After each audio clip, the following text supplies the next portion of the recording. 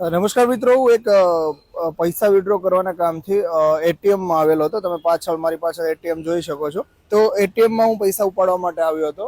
તો મેં એટીએમમાં જે પ્રોસેસ કરી તો મને ખબર પડી કે હવે જ્યારે તમે એટીએમમાં પૈસા વિડ્રો કરો છો તો એમાં એક ટેકનોલોજી એટલે કે સિસ્ટમને બદલવામાં આવી છે. અને એ સિસ્ટમ કંઈક હવે એવા પ્રકારની છે કે પહેલાં જ્યારે તમે એટીએમમાંથી પૈસા વિડ્રો કરતા હતા તો તમે ખાલી માત્ર ને માત્ર શું કરતા હતા, એટીએમમાં તમારો પિન નંબર નાખતા હતા અને ત્યારબાદ એ પિન નંબર બાદ તમે જે એમાઉન્ટ ભરતા હતા એટલે પૈસા વિડ્રો થઈ જતા હતા.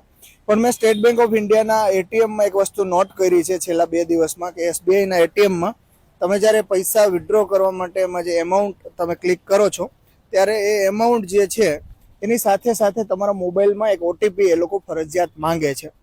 હવે એ એમાઉન્ટનો જે ઓટીપી આવે છે એ બેંકની અંદર એ ઓટીપી તમારો જે રજિસ્ટર્ડ બેંકમાં મોબાઈલ નંબર છે, મોબાઈલ નંબરમાં જ ઓટીપી આપવામાં આવે છે.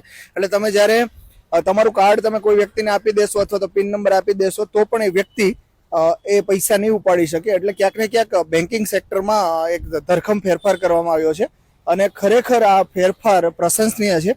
એસબીઆઈ કાર્ડમાં મેં છેલ્લા 2 દિવસમાં પૈસા ઉપાડવા એટીએમમાં જોયું છે.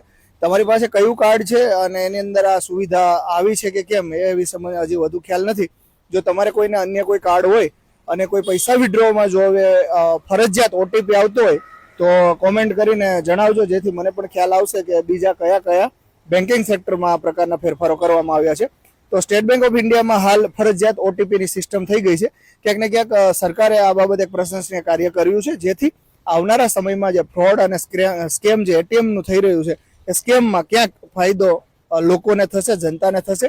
માત્ર ને માત્ર એટીએમના પિન નંબરથી પૈસા વિડ્રો નહીં થઈ શકે. એટલે એક સરકારનું એક પ્રશંસનીય કાર્ય છે. રિઝર્વ બેંક ઓફ ઇન્ડિયાએ એક સારો એવો આ નિર્ણય લીધો છે. તો આ બાબતે આપનું શું માનવું છે કોમેન્ટ કરીને અવશ્ય જણાવજો. જય હિન્દ, જય ભારત.